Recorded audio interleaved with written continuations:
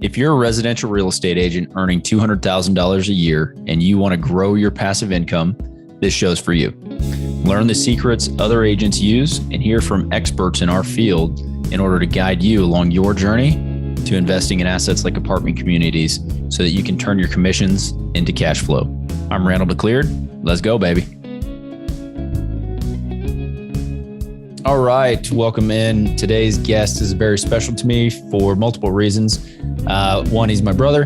His name's Ryan McLeaird.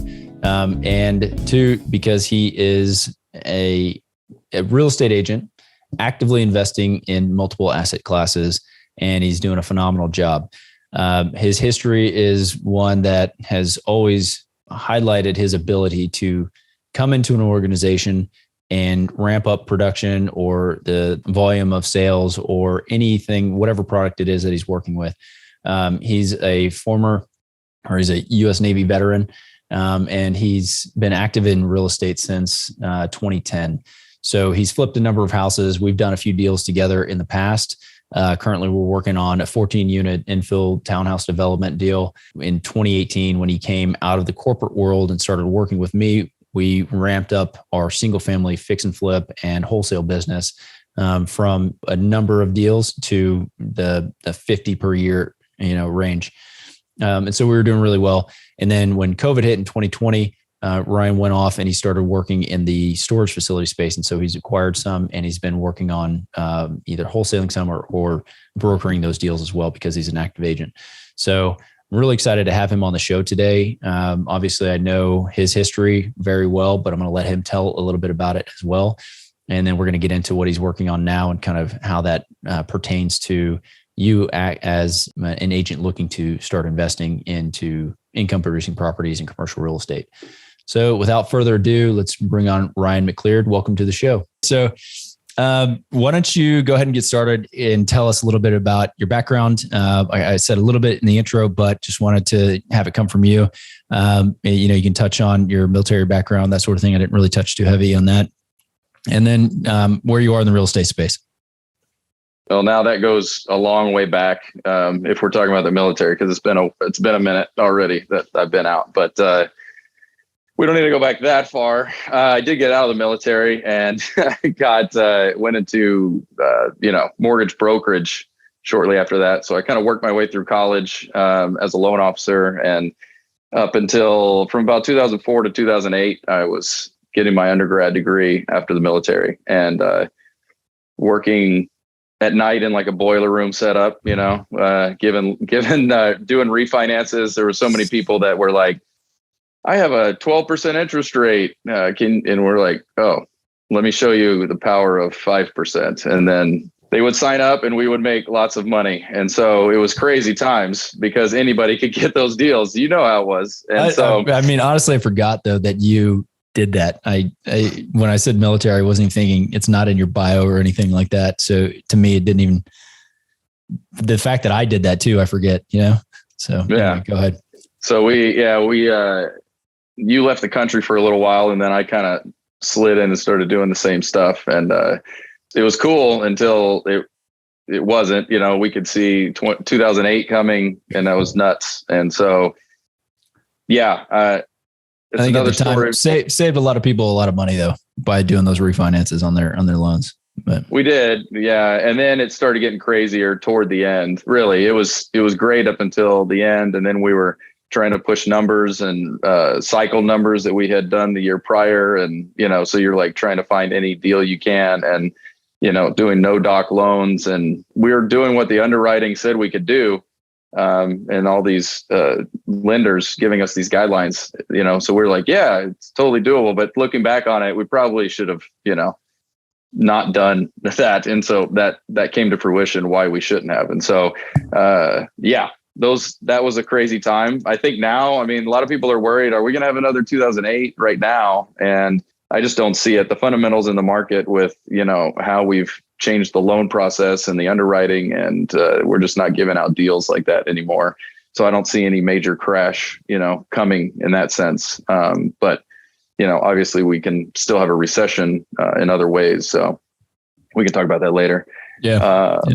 We'll get into some of that. Then I left in 2008 and got a corporate job because I thought, this all is going to hell in a handbasket and I better have an actual job to lay back on, to fall back on. And so worked in the corporate world from like 08 to 2018 and, worked my way up. And I was kind of like the guy, I basically sold cigarettes for a big retail chain. It was like a Fortune 200 convenience store chain, one of the biggest in the world. And so I was in charge of all the tobacco sales across, over 1,000 stores was my responsibility. And so it was a lot of fun, got to travel, got to do a lot of cool things and learn a lot more about just marketing and retail category management and running my specific lane. And that was good. But then I did that for a long time and kept telling my boss,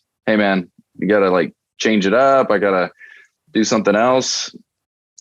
And he kept saying, be patient, maybe another year, maybe 2 years, like you're a rising star in the company and all this stuff. But I'm like, I don't have patience for that. And so, 2018 came and I just kept being in this routine every single day. And I talked to a lot of other people that are still W-2. They tell me that now, and they're ready to move out and do something else. And I tell them life on the outside is just fine. You know what I mean? You're going to be okay. And so, 28. I'll interject just personally, just seeing you make that transition out, that your time, the freedom of time that you have now compared to what you had prior. I mean, you did a lot of, like, you traveled, you got to go to the Masters, you got to do all these really awesome events that you would go to. But it seems to me, just from the outside looking in, from kind of a close perspective, being your brother and all, but that you have more time. So, we'll touch on that a little bit, and you're making decent money as well. So it's not like Yeah. I mean, I've done the same, if not better, each of the last 4 years that I've been out. And, so that was good. Nothing fell off a cliff, but, when I left in 2018, I had some other plans and I was really looking for any excuse to get out. And so I found this excuse to get out, and it was another idea that didn't come to fruition, but I was working on it. And then one day I went to your office and like, man, what are you working on? What's going on here? And you're full-time real estate. What's going on? And you're like, I'm doing this thing called wholesaling. I'm like, I didn't even know you were doing that for a while, flipping houses, and whatnot. And that's where a lot of people start when they start their real estate journey. And you can be a licensed real estate agent. You can, get straight into just flipping houses. You can do that on the side. You can buy rental properties. There's like 800 different ways to make money in this business. And so that's the beauty of it. And so you started telling me what you're doing, and you're like, hey, you want to sell a house? And I was like, yeah, let me try. He's like, so you gave me this crappy house near a lake, and I'll never forget it. And you're just like, hey, see if you can sell this house this week. So I started hitting the phones, calling, got this lady. She bought it for $40,000. I think we had it under contract for 20. It's a $20,000 wholesale fee. And you're like, gave me a check for, I don't know, $6,000 or something. And I was like, what am I doing over doing anything else?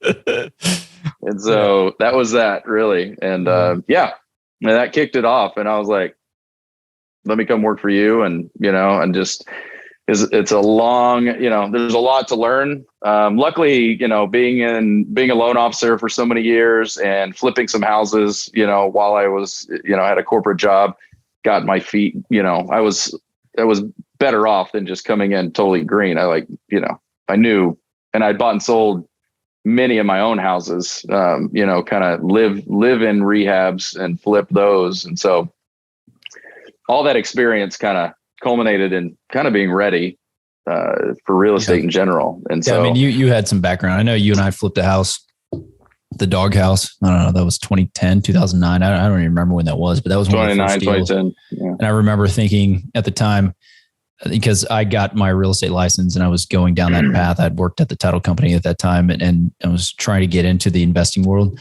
And I remember telling you, man, if we make $500 or 5,000, or I can't remember what the number was, but it was some nominal amount. Like, I'm quitting everything. I'm doing this full time. I just remember that deal. So we're doing that with you gave me the confidence to get out and actually go and do it full time. Just because, buying the first deal is pretty daunting, no matter, what your background is. It's just, you think of, I had another agent on the other day and we're talking, and he's like, his biggest fear was, you think of all the worst things that could possibly happen. And they're really, it's unlikely that they will come to fruition, but that's where your head's at. And that's what you think all the time. And then you do one, and you're like, oh, okay. And then you do 100.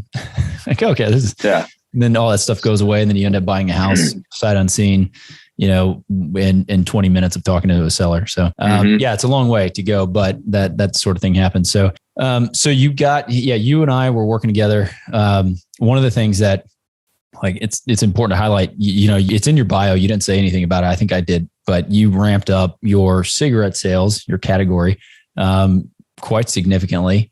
And then when you came on and you and I were working together, it was I don't know, I was doing some houses, doing some wholesales, doing some things, but it really ramped up because you were able to build our buy side of people. So when we got a deal, we could easily sell it. So I know you have a history of doing that. And now you went through that whole thing. I also touched on the fact that when COVID hit, that was kind of the wholesale thing. We were shutting down our office and trying to get out of that. Both of us were looking for other things to work on. And so did you already have, like, what was your transition after that? You and I were working on a few things. We still have some projects that we're working on, but specifically how you got into the storage side of things. Talk to that. I mean, like a lot of people, COVID allowed for a lot of thinking time. There was some downtime in there where you weren't just hustling because there wasn't a lot to hustle on. And so I think a lot of people did that, including myself. And so it was, I don't know, later in 2020, I would say that I started listening to, I don't even know, I can't even remember now how I came across it, but I came across this guy, AJ Osborne. He puts on the podcast. I've got his book right here. I listen. He was instrumental, really, because he had already had a pretty big podcast library on starting in self-storage. And so what had happened is, I started listening to him religiously. I was just like hammering many hours a week on his podcast. And I was still doing some. I remember I had a deal in Austin. A buddy of mine was buying a house, moving back from California. And this was early 2021. And he bought it sight unseen. So I was up there doing, with the inspector, doing, or just going back and forth probably 4 times during that transaction, taking all these pictures, videos. And I used that time to listen to many hours of podcasts because it was up in whatever is Lakeway, it was not close. And so that was like, I was just literally getting ingrained in the beauty of that asset class. And so that's really that tipped the scales. And then, I don't know, early part of 2021, I attended this virtual conference and it was pretty cool. The technology had come so far that you could be like almost in a conference, like you go to the convention center. And it was all about self-storage. And so all these people that I'm still connected to today were speakers in that 2-day conference. And that was instrumental, again, in leveling up and giving me. So now I'm in this mastermind group.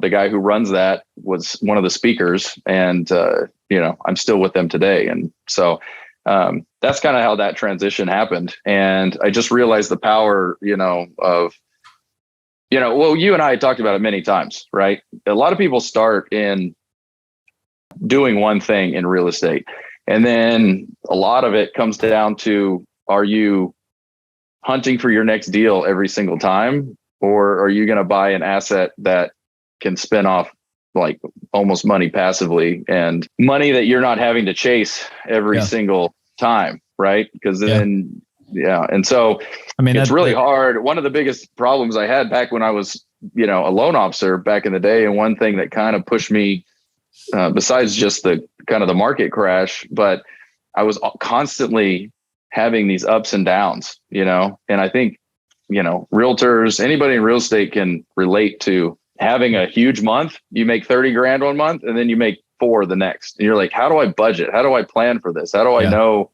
what I can buy? And so really I socked away a lot of that loan officer years money and use that to buy houses, buy my flip properties, but put money away into my 401k, because I could never really figure out, how much I could spend. And so I was always pretty tight with it. But anyway, that still goes to when I left my corporate job again and got back into real estate. You'd have these huge months. It's just ebbs and flows so much. And so that's when COVID hit. You're like, we were both thinking like, we need to buy something that, I know I want to be in real estate. I don't want to get out of real estate. This is where it's at. Yeah. For many reasons. But how do we get out of the churn of constantly having to find that next deal to make another buck? Yeah. And I wanted to say something about that earlier when you talked about that first wholesale deal you did. I mean, it was like, great. Yeah, that's great. You got $6 grand on a deal, but then if you stopped, no more, Yeah. And it's the same thing with commission. So a lot of the thing is trying to get people to understand, or agents to understand, take some of that commission, the active income that you're earning, and put it into income producing property like storage facilities or like multifamily investments, so that you're earning passive income. And so over time, you can slowly build up the money that is going to replace all of that active income that you're earning. And if you're not doing that, then it's just like what you were talking about. You never really know what your budget's going to be like.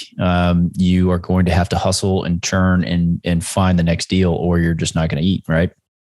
And that's always one thing that I say. I probably have said it every time I've talked to people recently, is just like when I got into it back in, 2009, I think I bought first houses here in San Antonio, and it was, the whole reason I got into real estate and got my license and did all of that was to own the asset and to actually own property. And I had this goal in my mind after reading Rich Dad Poor Dad to, have a certain amount of money coming in every month in order to offset all of my expenses so that I'd be retired. Right. I thought in my mind that was going to be done when I was 30. But then I went on this like circuitous route of, and just wandering in the desert of just looking or flipping deals, flipping houses, chasing the next thing that was coming up, wholesale and that sort of thing. So it's very similar on the commission side. If you're just constantly doing commission work and you're not building up any rentals or passive income by investing in deals, man, it's just gonna, the stress just is, it's always there.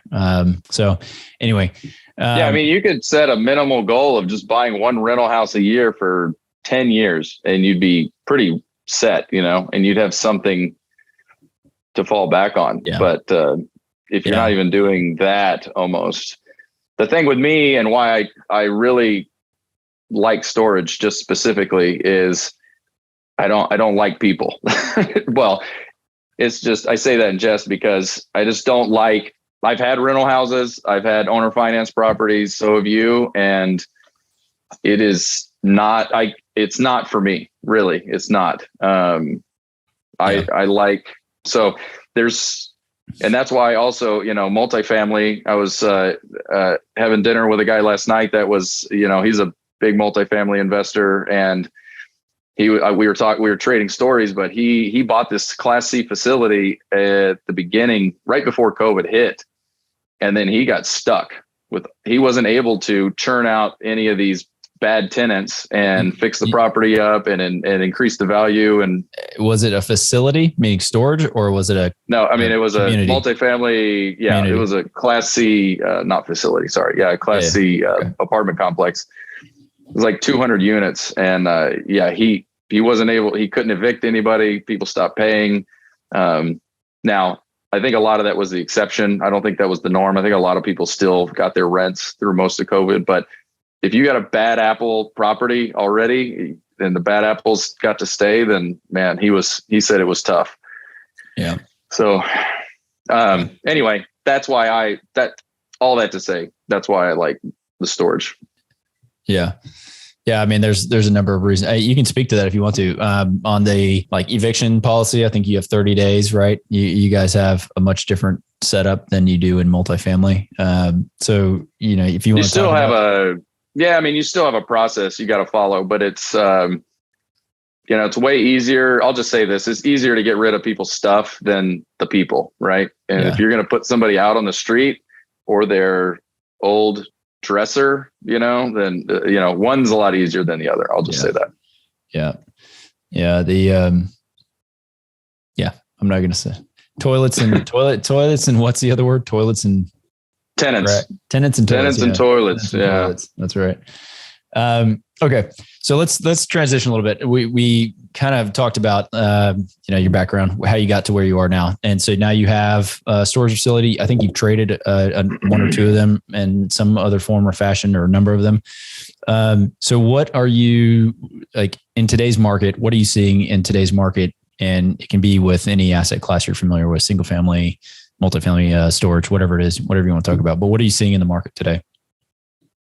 I mean, in single family, I'm seeing a lot of stuff I haven't seen in many years. It's weird. The last time I saw like price reductions, seller concessions, realtor bonus, agent bonuses on properties. I mean, greater than 30 days on the market, all those things like I have not seen in a long time. And that is all, you're seeing multiple emails, blasts about certain houses that are just sitting. And the neighbor right across the street from me, I don't know why he decided to put his house on the market at the highest end. And if you don't have, I think there's still a market for kind of updated houses or houses with pools. Those are still in high demand because people value those things a lot, and you'll still get probably multiple offers on those, even at the interest rate scenario we're at today.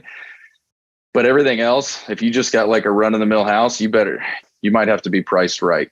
I still think the market under probably 275 is probably still doable, because it's more entry level houses. But, then I think even I was talking to, one of the top agents in town, he sells nothing but 1 to 2 million and way higher. And a lot of those buyers are ultra wealthy folks that just buy cash anyway. And so they're less affected as well. So his market's still going pretty well, but I think it's that like 300 to $1 million price point that can vary greatly on affordability with a 2 to 3% interest rate spike. So, that's so one thing that we're seeing in the multifamily space is that jump is keeping people in the renter pool longer. And so the rents on the multifamily are able to be pushed a little bit higher. And so, our NOI, net operating income, is still increasing on just on a rent growth basis because of the cap rates. I'm seeing the cap rates go higher on a lot of these deals. They are. And on again, I'm getting more callbacks. I'm getting more like on the multifamily space, you're getting more people trying to push a property multiple times, just like you said. Whereas in the past, you're throwing offers out that are money hard day one and no inspection period, close in 30 days, these large assets. So that's changing. Okay. So let's see. I think it's similar on the commercial side, what we're seeing, but again, one of the more positive things about self-storage specifically is, you look back over like the last 4 cycles of GDP decline, of major dips, I guess. And you look at the storage occupancy rates and they're still 90+%, across all of that time. And so, they've maintained. And so they generally speaking, I hear a lot of folks in the industry talk about it being pretty resistant to any type of recession. So sure. My question would be, and you may or may not know this, but what was the inventory like, and what was the square footage available of space in those compared to what it is now? Because it seems like in the last 5 years or something, storage has just become such a popular asset class that it's driven a lot of demand for development and new growth. So I don't know the answer to this, but I would want to look at that as a metric, I guess, as to see if there's going to be a fall off in rented space. But one thing that I've always noticed about storage space is that grandma's got her couch in that storage facility for 20 years paying on it. And then it's insane. It's an old Honestly, dusty couch with rats in it. It's like, what? So anyway, all right, well, let's see. A lot of this, right. The background, we didn't really touch on why you got into real estate in the first place, or like what drew you to it. So when you came out, obviously you had the history of the mortgage broker background. You had bought a few places and that sort of thing. But as an asset class, like do you invest in other things, or you have money in the stock market, or are you like real estate's my number one deal and it's because of X, Y, and Z? Like why real estate?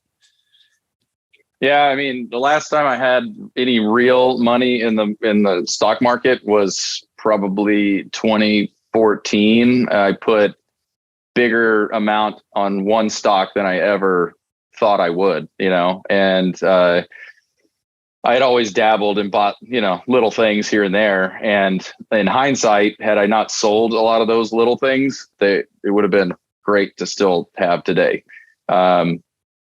Facebook, Visa, I own these companies and they've done pretty darn well, Apple a long time ago. But the biggest one, I put a lot of money onto Amazon and it basically quadrupled. And so that allowed me to have money to buy, some properties that you and I bought came from that money. I sold that stock and I pretty much sold it at the top, and it's gone whatever since. But,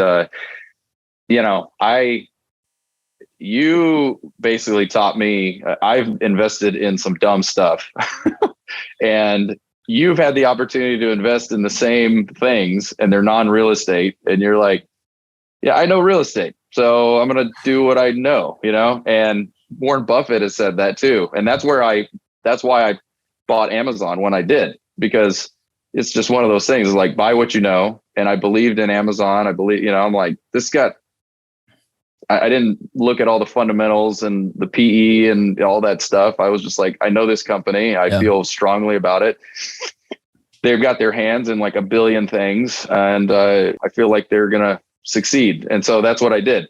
And the same thing goes for real estate. Like once you start knowing real estate and you know the power of it, you really don't need to invest in a lot else. I was talking to some guys yesterday about the exact same thing. And we were, one guy had been coming into money. He sold a couple of his facilities and he's like, I don't know, man, do I need my financial advisor wants me to put money in the stocks and do this. And I'm like, yeah, he wants all those fees, man. Like, just, so anyway, the others of us talking with him gave him a lashing, just like talking to, I put some in there. All of us have kind of played around with Bitcoin and tried to buy NFTs and do stuff. I don't know that world. So to me, it's just throwing money away, honestly. You talked me into buying an NFT. Yeah. Now we still own them. Yeah. Hodl. Yeah. We're going to hold them forever because they're probably not worth anything. No, so anyway, that's a long answer to your question, but but it's on point though. And I think you said something that jogged my memory on something I wanted to talk to you about, but it's basically buying something that is producing income, right? A stock doesn't produce income. It doesn't give you, unless it's a dividend stock would. Sure. Yeah. So again, if you're buying a dividend stock, great. That's something that is, but you have to pay the tax on that when you sell it, right? Like there's no, I don't know. Could you 1031 a stock? The only way I know is to invest in an opportunity zone. I don't think you could 1031. But I'm not a tax professional or anything like that. But I know for a fact you can take those and put them into an opportunity zone fund. Yeah. Yeah. But I guess the point is real estate provides income over time, appreciates over time. And it's like, commercial real estate, it's like buying a business and operating a business. Storage facilities are like a business. And so, my thoughts are always, invest in a business or invest in real estate and get some cash along the way. So, all right. So gone through a number of things. Okay. So here's something that we should cover. Tell me about your first storage facility that you bought. Kind of give me the details on how you bought it, however much you want to share it, right? But like how that came about, and then what gave you the confidence to actually go and take it down? Well, being part of a mastermind group and having guys that have done it before you, that was huge. Just different tools, an underwriting spreadsheet that works, that's kind of easy to use, that makes sense. That was little tools like that. And then how to value and underwrite a storage facility. So just building on that, all that knowledge, that's what really kind of gave me the confidence. And then I got to a point where pretty much all of, I think, let's say, it wasn't the entirety of last year, but 2021 was really just like education a lot. And so I was doing some regular transactions, real estate transactions, agent work, wholesaled a couple houses, I don't think I flipped a house last year, but I really was, I wholesaled a number. I did some consulting work, just to kind of pay the bills and stuff. But at the same time, my main focus was on education. And so then it got to a point where, not that I knew everything, but you have to execute. You have to do something. You can't just, I tell guys this all the time who are just starting out, like, you got to buy one, just do it. Even if you're probably not going to lose money, if you do some of the steps here, trying to value it, but you may not buy a 10 cap property like I did, you'll just have to find something that works, get in there, do it, do the operations, and so that was where my mindset shifted. It was like, I'm going to find one and I'm going to buy it and I'm going to make it work or whatever, And so that's what it was. It was like my mind shift shifted from all this education to execution. No more dreaming, execute and hit and go forward. And so that was it. And the way I found it, I just hitting the phones. I basically do Google driving for dollars and look around for storage facilities that look like they're mom and pop owned. I'm not looking for these big REIT properties. I'm looking in small towns across America, really, is what I'm looking for. And so I would figure out their phone numbers. I would call the facility. A lot of times, if you're talking to, directly to an older owner or something, he's the one picking up the phone. They don't have managers, whatever, because they just can't afford it. And so that's who I was talking to all the time, just calling owners constantly and finding out if they're ready to sell. And so this one guy, it was literally a golden goose because of the cap rate that he was willing to sell it at, the condition the facility was in. It was completely full. I mean, I got really lucky, and he was motivated seller. Like I kind of hit all the points, right? Yeah. Which is very rare, because I've called hundreds, if not maybe thousands of facilities after that. And it's just not that easy. And not that it was super easy, but it took, I think I contracted it September of last year, and we didn't close until we had an appraisal delay, but we didn't close until the end of January. And so I've only owned it, 8 months now, something like that. And so, the argument would be made that it was, I don't know, every time we do any kind of sales or any kind of metrics, when you're looking at your stuff, it's like, how many do you have to call in order to get a deal? And like, you hit it early, and now you got to slog through it's 1,000 to 1, right? 1,000 calls gets you a deal.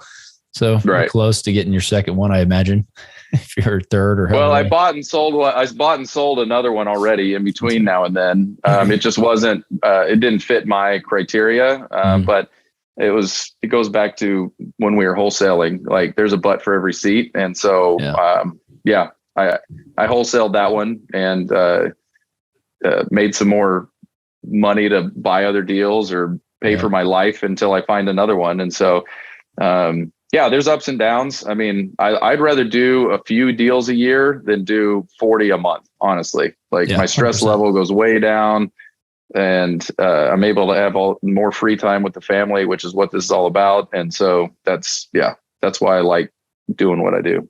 Yeah. Awesome. So on that deal, did you you brought on investors, or you bought it yourself? How'd you operate that? Yeah, I bought, so it was 450,000. I got a 75% LTV loan, at about, I mean, it was like mid fours was the rate, but at that time, which was nice. 25-year AM. I think it's a 5-year fixed rate.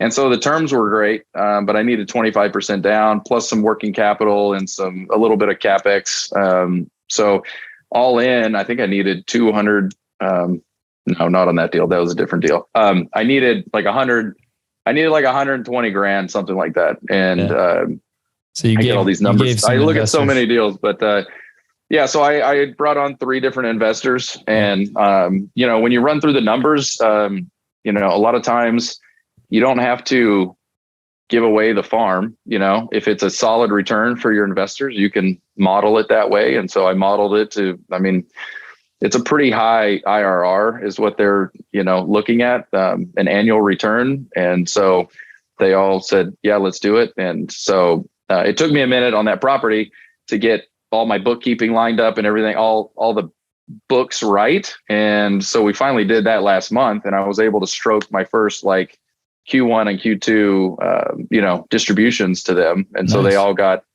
I do a write-up on, I just keep a log essentially of what I've been doing on the property and, making operational improvements, doing a few things, where we're at on what the P&L looks like. And I did a comparison to what it was to what I showed them before they invested, and where we're at now, and how expenses are lower, NOI is higher, revenues right on track. And so, and then I've had multiple kind of meetings with brokers, and I'm basically at my 3-year pro forma number right now on 8 months. If I wanted to exit it in 8 months in. Nice. So now I'm like, do I sell, and 1031 that money into a bigger property, or just keep adding on to the portfolio essentially. So, yeah, that's a good spot to be in though.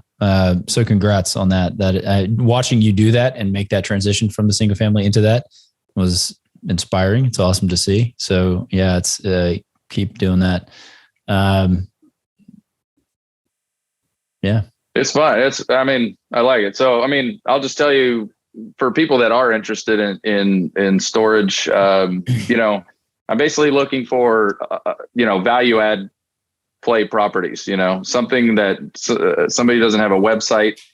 They don't have any automation. They may still have an employee there at the facility, which is an expense that I'll cut out day one. So I can immediately cut out, 30, 40, 50 grand if somebody's got that as one of their expenses. So, we basically automate the facility so that someone can go, we create a website, they can start paying by credit card.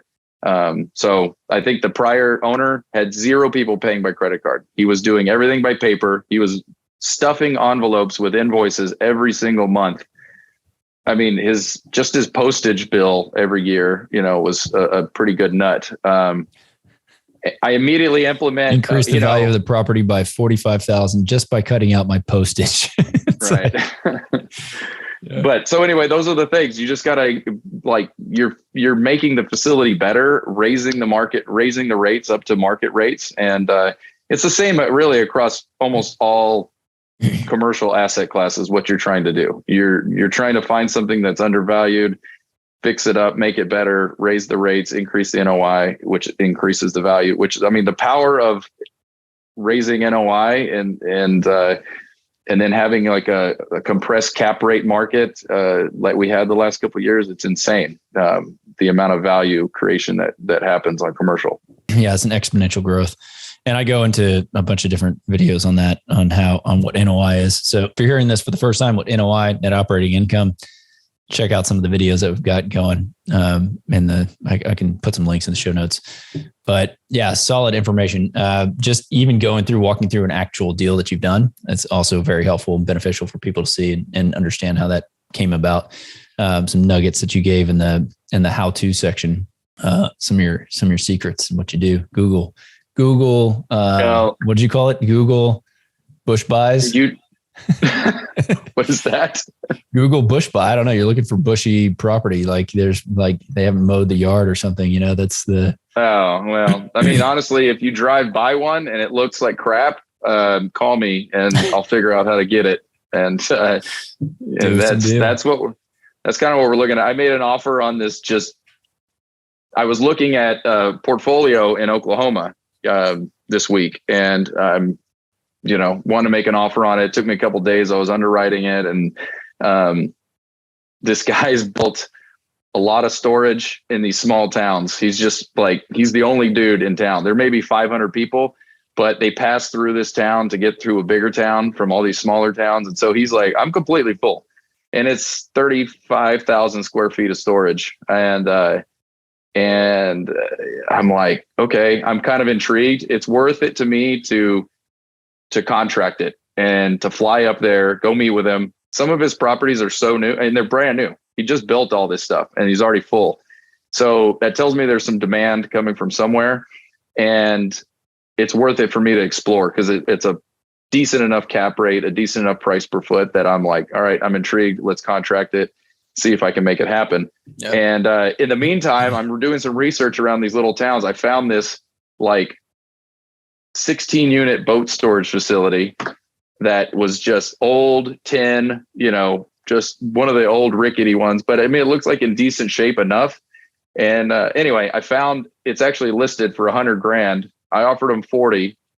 And I'm like, if I could pick that up, you know what I mean? Like, it's just these different things. You just see them. They're just, you just find them. Yeah. And so when you open your eyes to these things, you just start seeing, I mean, I see storage everywhere. Like, it's crazy. I'm flying into DC the other day. I'm looking down. I'm like, oh, there's some right there. It's just crazy. So yeah.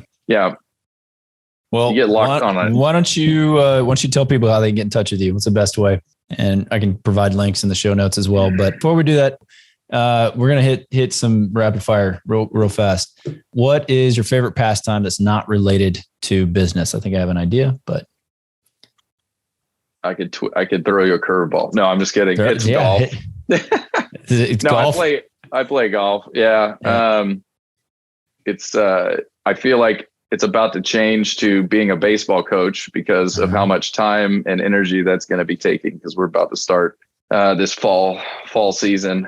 Tonight's our first practice. So anyway, yeah, my kid also is, great to hang out with. And so golf. He's one of my pastimes. Yeah. No, I know, man. Reese is awesome. It's great spending time with him when you guys are gone this past week. I mentioned that briefly, but okay. So on that point, what's the best thing or memory that's happened to you or your family in the past 60 days? This is an easy one. We went to Mexico for a few weeks, and we started this tradition last year.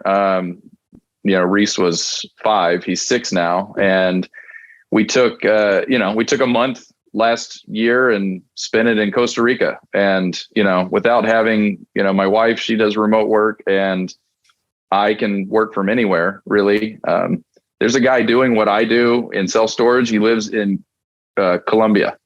Yeah. And he's very, very successful, like very successful at it. And he owns probably 6 facilities, runs everything from Colombia. It's nuts. And so that the last 60 days, we went to the Baja Peninsula, rented a house in Mexico. There was a golf course nearby, so I got to go play golf a bunch. We had the beach every day. We had, we were in this kind of community of a bunch of American expats in a pretty decent house. And I worked, and that's the beauty of, that's why I do this, to be able to go and do stuff like that and not be pressured to get back and have a boss telling me, where have you been? So that's what it is. Like it. I'm taking some pictures of you talking while I'm like, what are you doing? Yeah. All right. And then finally, let's see, name 1 or 2 people who have been most influential in the way you think or influential to your success. Well, you're one of them, because you've been dedicated in real estate and focused on that and, unwavering really. So that's one. That's nice. Did not expect to make your list, but I appreciate it. And really, Mike Wagner, the guy who started the Storage Rebellion, the group that I'm with, I'd recommend it to anybody that's interested in learning. There's stuff in there for like the basic level. And then, I'm in the higher group now with a bunch of really smart people and guys and girls just like us that want nothing more than to escape kind of the rat race and have this financial freedom and freedom to hang out with their families. And so Mike is a really good guy. And even just, I could rattle off probably 10 other guys and a couple girls in the Storage Rebellion that have been really influential in the last year and a half that I've been a part with them. So awesome. All right. And now, how can people get in touch with you? Where do you want to send them? I'm on Facebook, Realtor Ryan TX, Realtor Ryan TX at gmail.com. Kind of held on to those, for my doing agent days. Yeah. Those would be fine. Realtor Ryan TX at gmail.com. Awesome. All right. Well, it's been awesome catching up with you. Thanks for having me. I know a lot about you, but I always learn something new. So like, hey, hopefully. So anyway, didn't disappoint. Yeah. Good. Yeah. Good catching up, and we'll see you on the pickleball courts. All right. Sounds good. Later. Thanks. All right. Bye. Did you know that 80% of the agents we speak with got into real estate in order to gain passive income so they could obtain financial freedom and become work optional?